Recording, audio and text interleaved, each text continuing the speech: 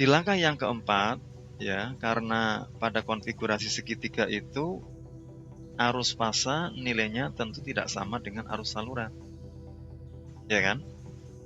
Nah, sehingga kita cari arus salurannya terlebih dahulu, di mana arus saluran dengan kaidah Kirchhoff itu kita bisa menghitung IR, ya, itu sama dengan I pasa R dikurangi I pasa P.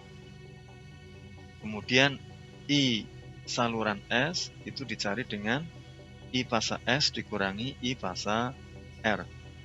Kemudian yang terakhir I saluran T itu dicari dengan I pasa T dikurangi I pasa S. Sehingga kita mendapatkan arus saluran untuk masing-masing pasanya. Nah, ini adalah nilainya. Nah, ini yang bawah sama kita konversi dalam bentuk polar, nilainya adalah seperti ini. Ya. Nah, setelah kita mendapatkan arus saluran, ya, maka kita ingin mengetahui berapa tegangan fasanya. Jadi tegangan fasa ini itu yang akan kita cari pada kondisi kawat netralnya tadi terputus. Ya. Nah, ini kita cari dengan hukum Ohm juga sebenarnya, ya.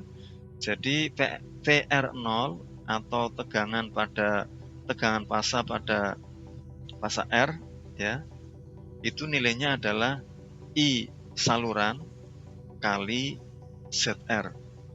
Nah, ini IR-nya di sini adalah arus saluran pada konfigurasi segitiga tadi. Kemudian tegangan fasa 0, ya, atau tegangan fasa S-nya di sini juga sama, dicari dengan I saluran fasa S dikali dengan impedansi fasa S.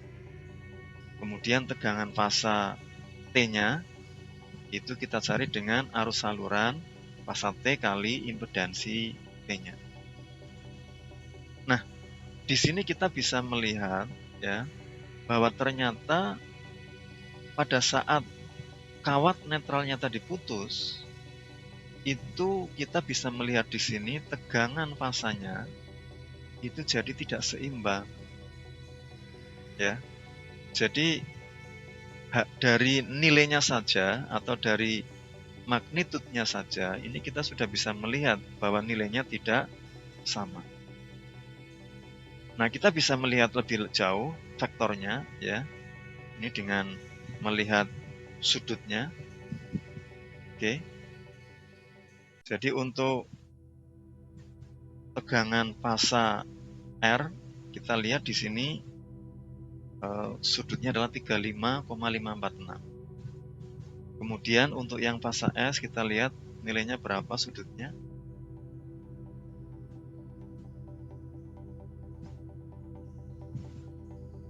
Maaf, ini karena posisinya lebih atas sehingga merah. Nah, ini harusnya di bawah. Oke, kita lihat nilainya 117. Kemudian yang fasa T kita bisa cari nilai sudutnya juga.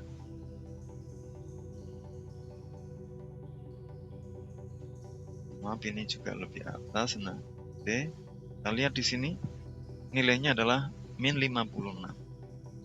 Nah, kalau kita lihat nilai sudutnya ini, kalau kita gambarkan vektornya, tentu ini tidak simetris, ya kan? Jadi kalau acuannya menggunakan fasa R 35, mestinya ketika di fasa S, kalau menggunakan urutan ACB, ya, maka plus 120 harusnya 155, sekian. Ini 117.